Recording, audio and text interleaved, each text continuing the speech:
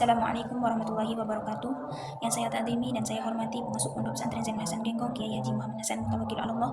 Yang saya hormati Bapak Rektor Universitas Islam Zainul Hasan Genggong, Bapak Abdul Aziz Wahab MBA MAG. Yang saya hormati Bapak atau Ibu dosen penguji. Yang saya hormati dosen pembimbing 1 Ibu Kustiana Arisanti MPDI. Yang saya hormati dosen pembimbing 2 Ibu Nurhayati MPD serta hadirin yang berbahagia. Perkenalkan, saya Nur Iza Kamila dengan NIM 221201017327 dari Program Studi Pendidikan Agama Islam. Pada kesempatan ini saya akan mempresentasikan proposal skripsi dengan judul Kontribusi Pengasuh Terhadap Hafalan Al-Quran Melalui Metode Tasbih Kalimatan 5 di Pondok Pesantren Robitatul Islam, Kerejengan. Alasan saya memilih judul ini karena tahfidz Al-Quran merupakan bagian penting dalam pendidikan Islam dan membutuhkan sistem evaluasi yang kuat agar hafalan tetap terjaga kualitasnya. Metode tasbih kelipatan 5 di Pondok Pesantren Robitatul Islam menarik untuk diteliti karena menjadi sistem khusus dalam menjaga mutu hafalan santri. Selain itu, saya juga ingin mengetahui sejauh mana kontribusi pengasuh berperan dalam keberhasilan hafalan tersebut. Judul ini juga sangat relevan dengan program studi pendidikan agama Islam karena mengkaji peran pendidik dan strategi pembelajaran dalam pendidikan Islam. Slide selanjutnya adalah latar belakang. Tahfidz Al-Quran merupakan bagian penting dalam pendidikan Islam karena tidak hanya menuntut kemampuan menghafal, tetapi juga menjaga kualitas hafalan agar tetap kuat dan benar. Dalam praktiknya, hafalan Al-Quran mudah melemah jika tidak dijaga dengan murojaah dan evaluasi yang terstruktur. Di Pondok Pesantren Robitatul Islam diterapkan metode tasbih kelipatan 5, yaitu santri wajib memperdengarkan 5 juz dalam satu kali duduk sebelum menambah hafalan baru. Keberhasilan metode ini tidak hanya bergantung pada santri, tetapi juga pada kontribusi pengasuh dalam membimbing, motivasi, dan mengevaluasi hafalan. Oleh karena itu, saya tertarik meneliti kontribusi pengasuh dalam keberhasilan hafalan melalui metode tasbih kelipatan 5 ini. Adapun fokus penelitian dijabarkan menjadi beberapa aspek. Yang pertama, kontribusi pengasuh dalam menjaga hafalan Al-Quran santri putri. Yang kedua, penerapan metode tasbih kelipatan 5 di Pondok Pesantren Robitatul Islam.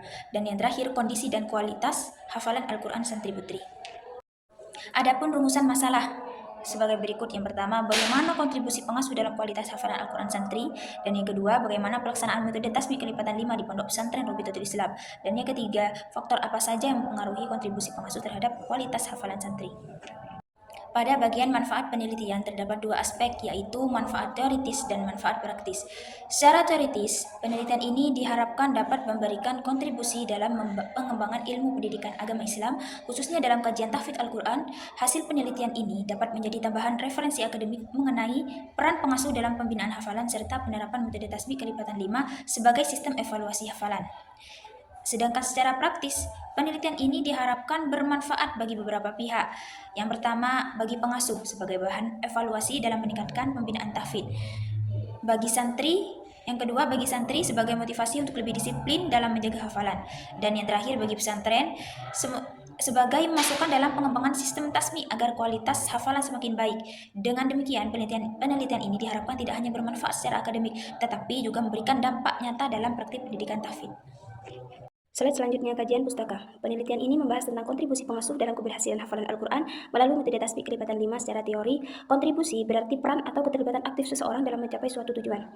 Dalam konteks pesantren, pengasuh berperan sebagai pendidik, pembimbing, dan pengontrol kedisiplinan santri. Kontribusi pengasuh terlihat melalui bimbingan murojaah, pemberian motivasi, penetapan target hafalan, serta pelaksanaan evaluasi hafalan. Kualitas hafalan Al-Quran tidak hanya diukur dari banyaknya juz yang dihafal, tetapi dari kekuatan dan ketepatan hafalan tersebut. Hafalan yang berkualitas ditandai dengan kelancaran bacaan, ketepatan ayat, kebenaran tajwid dan makhraj, serta konsistensi hafalan. Lama tetap terjaga. Hafalan yang kuat dan stabil disebut mutqin. Salah satu metode evaluasi dalam pendidikan tahfidz itu adalah metode tasmi, yaitu memperdengarkan hafalan kepada guru atau pengasuh secara langsung. Tasmi bertujuan untuk menguji kekuatan hafalan menjadi kualitas bacaan serta melatih kedisiplinan dan mental santri. Adapun tasbih kelipatan 5 merupakan sistem evaluasi di mana santri wajib memperdengarkan setiap kelipatan 5 juz dalam satu kali duduk sebelum diperbolehkan menambahkan hafalan baru. Metode ini bertujuan menjaga hafalan lama tetap kuat dan memastikan kualitas hafalan benar-benar terkontrol. Dengan demikian, kontribusi pengasuh dalam membimbing dan mengevaluasi melalui metode tasbih kelipatan 5 menjadi faktor penting dalam keberhasilan hafalan santri. Slide selanjutnya adalah konsep kontribusi pengasuh. Kontribusi adalah peran atau keterlibatan aktif yang memberi pengaruh nyata terhadap tercapainya sesuatu tujuan. Dalam penelitian ini, kontribusi pengasuh berarti segala bentuk peran aktif pengasuh dalam meningkatkan kualitas hafalan Al-Quran santri. Peran pengasuh antara lain menjadi mu'alim, mengajarkan dan membimbing hafalan. Yang kedua, menjadi murabbi, membina akhlak dan kedisiplinan. Dan yang ketiga, menjadi mursyid, memberikan arahan dan motivasi spiritual, pengontrol dan evaluator hafalan. Adapun bentuk-bentuk kontribusi pengasuh. Yang pertama, membimbing murojaah dan menetapkan target hafalan. Dan yang kedua, memberikan motivasi dan penguatan mental. Dan yang ketiga, mengontrol kedisiplinan santri. Yang keempat, melakukan evaluasi melalui tasmi. Semakin aktif dan konsisten kontribusi pengasuh, semakin kuat dan mungkin kualitas hafalan santri. Slide selanjutnya, kualitas hafalan Al-Quran. Kualitas hafalan Al-Quran adalah tingkat kekuatan dan ketepatan hafalan santri dalam menjaga ayat-ayat Al-Quran secara benar dan konsisten.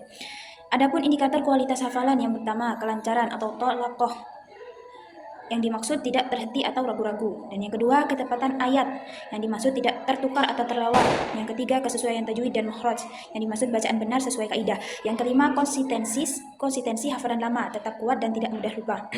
Hafalan dikatakan mungkin atau kokoh apabila lancar, benar, dan terjaga secara berkelanjutan melalui murojaah rutin. Tasmi adalah metode evaluasi hafalan dengan cara santri memperdengarkan hafalan Al-Quran kepada guru atau pengasuh secara langsung. Adapun tujuan tasmi, yang pertama menguji kekuatan dan kelancaran hafalan, yang kedua menjaga hafalan agar tidak mudah lupa, yang ketiga melatih mental dan konsentrasi santri, mengontrol kualitas bacaan atau tajwid dan makhraj. Adapun juga fungsi-fungsi dalam tahfidz. Yang pertama, sebagai bentuk evaluasi hafalan. Yang kedua, sebagai kontrol sebelum menambah hafalan baru. Yang ketiga, membentuk kedisiplinan dan tanggung jawab santri. Tasmi membantu mewujudkan hafalan yang mungkin atau kuat dan terjaga.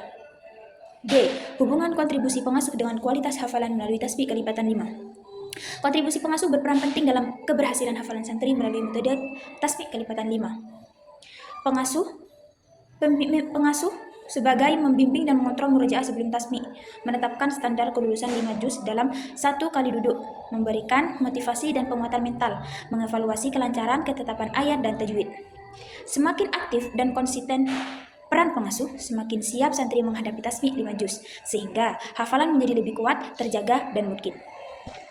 Slide selanjutnya, metode tasmi kelipatan 5. Tasmi kelipatan 5 adalah sistem evaluasi di mana santri wajib memperdengarkan 5 juz dalam 1 kali duduk. Tujuannya, yang pertama, menguji kekuatan hafalan. Yang kedua, menjaga kualitas bacaan. Yang ketiga, dan mencegah hafalan lama melemah. Metode ini menjadi kontrol kualitas sebelum santri menambah hafalan baru. Slide selanjutnya, metode penelitian. Penelitian ini menggunakan pendekatan kualitatif dengan jenis penelitian studi kasus. Pendekatan kualitatif dipilih karena penelitian ini bertujuan untuk memahami secara mendalam fenomena kontribusi pengasuh dalam keberhasilan hafalan, bukan untuk menguji hipotesis secara statistik. Jenis studi kasus digunakan karena penelitian ini berfokus pada suatu kasus spesifik, yaitu penerapan metode tasmi kelipatan 5 di Pondok Pesantren Robitatul Islam. Studi kasus memungkinkan peneliti menggali data secara komprehensif dan kontekstual sesuai dengan kondisi nyata di lapangan. Teknik pengumpulan data meliputi observasi partisipatif. Observasi partisipatif itu untuk mengamati langsung proses tasmi dan pembinaan hafalan. Yang kedua ada wawancara mendalam. Dengan wawancara mendalam, pengasuh dan santri sebagai informan utama. Yang terakhir dokumentasi berupa arsip, jadwal tasmi, dan catatan perkembangan hafalan. Adapun analisis data dilakukan melalui tahapan sebagai berikut. Yang pertama, reduksi data. Yang kedua, penyajian data. Yang ketiga, penarikan kesimpulan secara sistematis. Dengan desain studi kasus ini, diharapkan diperoleh pemahaman yang mendalam dan valid mengenai kontribusi pengasuh dalam kualitas hafalan melalui metode tasmi kelipatan 5. Dan yang terakhir, penutup. Sebagai kesimpulan, penelitian ini menegaskan bahwa memiliki peran yang sangat penting dalam keberhasilan hafalan Al-Quran santri, khususnya melalui penerapan metode tasmi kelipatan 5. Pengasuh berkontribusi dalam membimbing murojaah, mengontrol kedisiplinan, memberikan motivasi, serta melakukan evaluasi hafalan secara terstruktur. Peran tersebut membantu santri lebih siap dalam menghadapi tasmi dan menjaga hafalan agar tetap kuat dan mungkin. Dengan demikian, keberhasilan metode tasmi kelipatan 5 tidak hanya bergantung pada kemampuan santri, tetapi juga pada konsistensi dan kualitas pembinaan dari pengasuh. Demikian kesimpulan yang dapat saya sampaikan. Terima kasih atas perhatian Bapak atau Ibu penguji telah mendengarkan video presentasi saya. Kurang lebihnya saya mohon maaf. Wassalamualaikum warahmatullahi wabarakatuh.